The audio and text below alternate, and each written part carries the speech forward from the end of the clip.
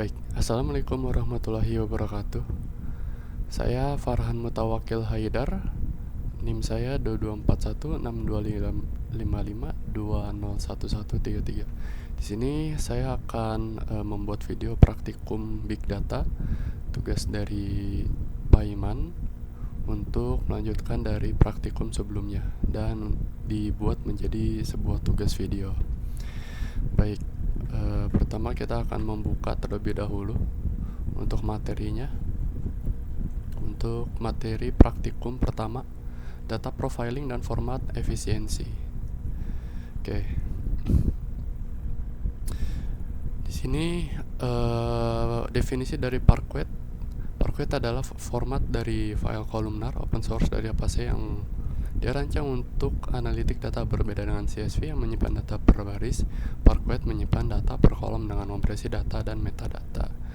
Untuk keunggulannya tersendiri, hemat storage, lalu query cepat, tipe data kuat, dan juga interoperable. Nah, untuk selanjutnya, slide selanjutnya adalah langsung kepada praktikumnya. Praktikum pertama dimulai dari inisialisasi Spark Session.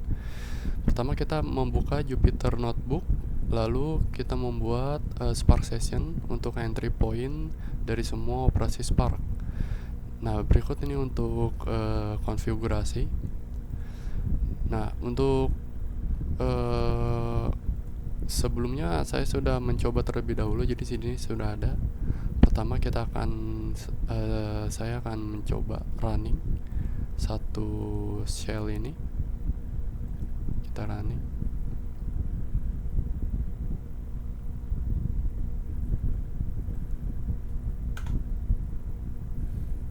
Oke. Jika berhasil, Anda akan melihat output versi Spark dan nama aplikasi Spark Session ini akan digunakan untuk semua operasi selanjutnya dalam praktikum.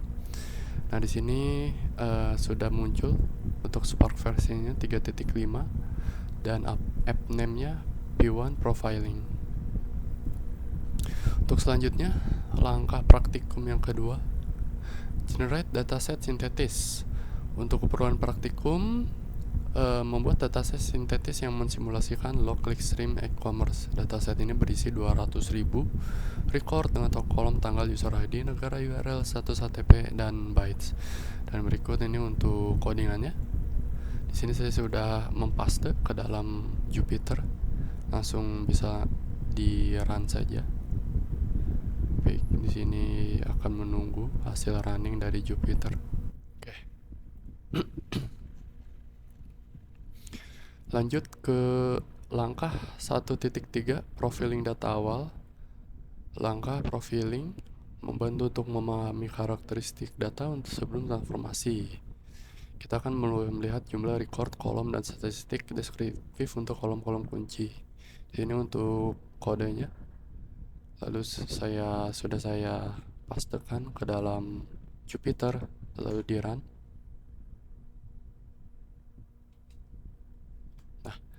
Sudah muncul di sini untuk datasetnya sejumlah 200.000 dan juga kolomnya ada 7. Nah, ini untuk summary atau totalnya terhitung ada 200.000, minimal ada 200, maksimal ada di 600 negara. Untuk ini sampel dari data 5 teratas. Ada ID, DT, user ID, country, URL, status byte. Selanjutnya, langkah keempat, skema enforcement. Untuk membiarkan Spark menebak tipe data inference, kita definisikan skema explicit ini memastikan data dibaca dengan tipe yang benar dan menjaga kesalahan di downstream processing. Ini untuk kodenya. Langsung saja kita coba untuk run di Jupyter.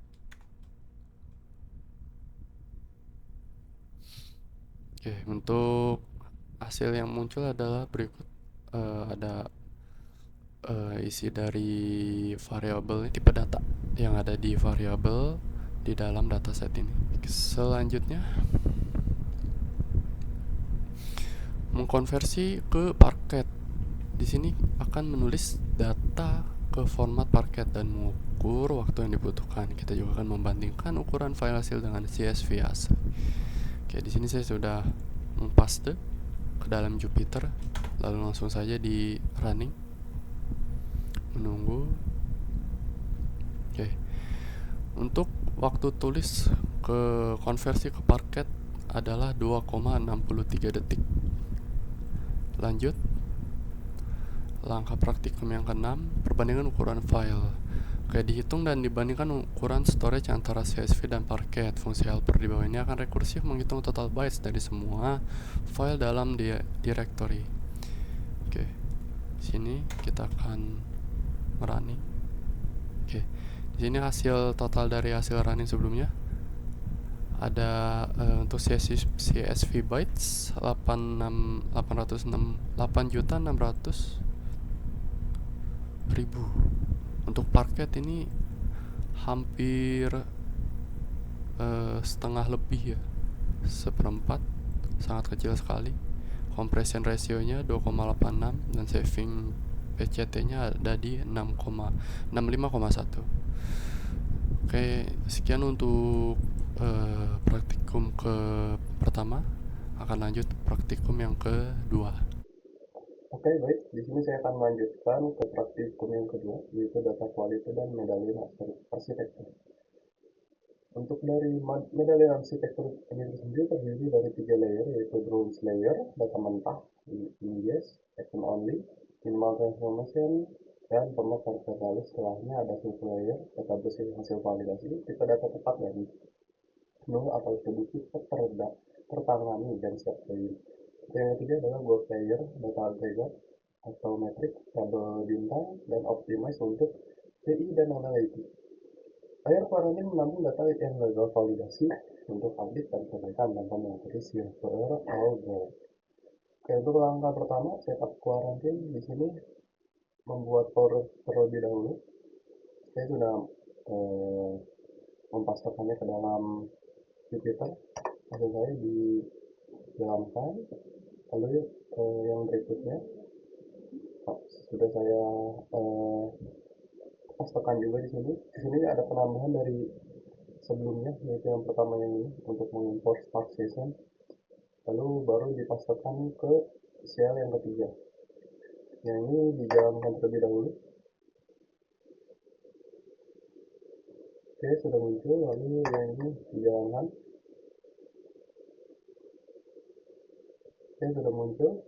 Lalu lanjut ke yang kedua. Yang kedua, definisi aturan data quality. Data quality terus mendefinisikan kondisi yang harus dipenuhi data dianggap valid.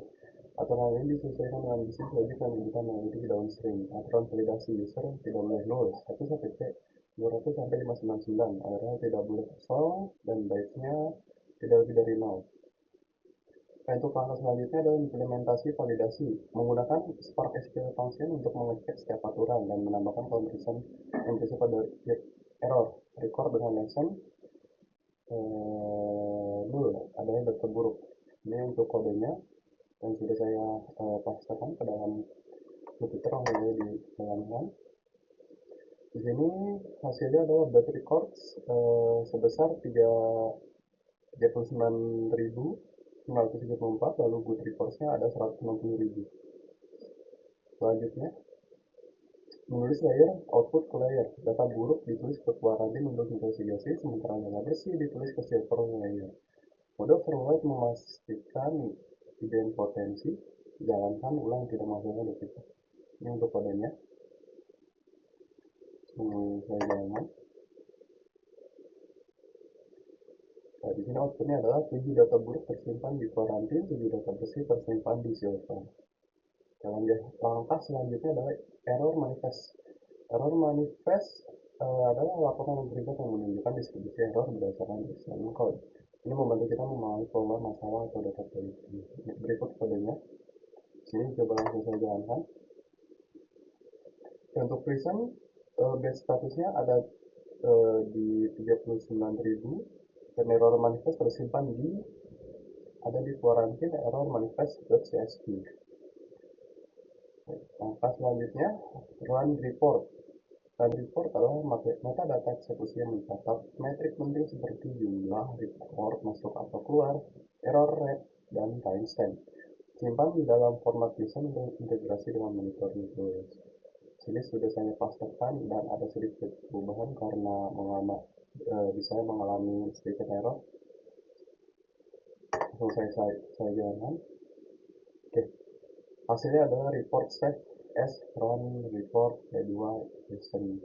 Di sini ada stage, timestamp, lalu ada rows in sekitar 200.000, rows backnya ada 39, rows OK-nya ada 160.000, error rate-nya 0,1997, sukses rate-nya 0,8. Oke, praktikum kedua sudah selesai. Lanjut ke praktikum yang ketiga. Oke, di sini saya akan melanjutkan ke praktikum yang ketiga, yaitu batch transform dan Spark SQL. Langkah pertama, transformasi ke Cloud Layer. Cloud Layer berisi data agregat yang sudah didenormalisasi dan objektif. Optimalkan untuk query analitik. Kita akan membuat tabel agregat harian per negara dari data server. Berikut kodenya yang sudah saya pastekan di dalam Jupyter. Langsung saya running.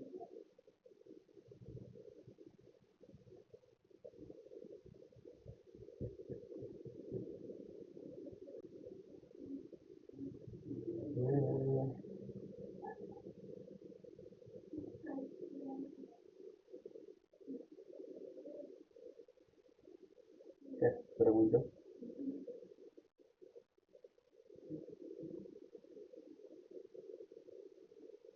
Lalu yang ke berikutnya,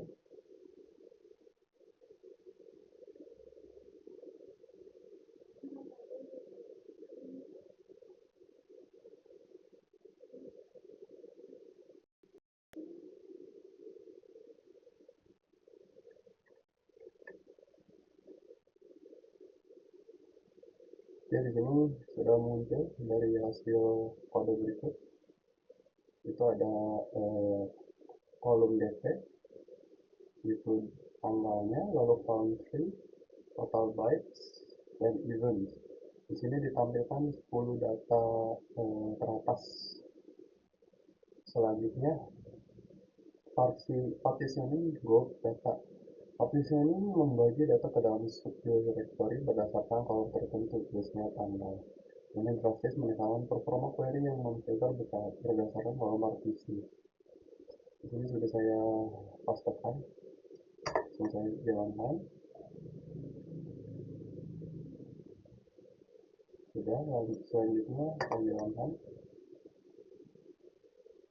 Nah, di sini sudah muncul itu country, lalu ada total event, total bytes, dan juga average daily event.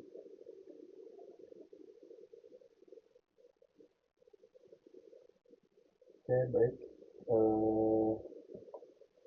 Untuk praktikum ketiga sudah selesai. Terima kasih.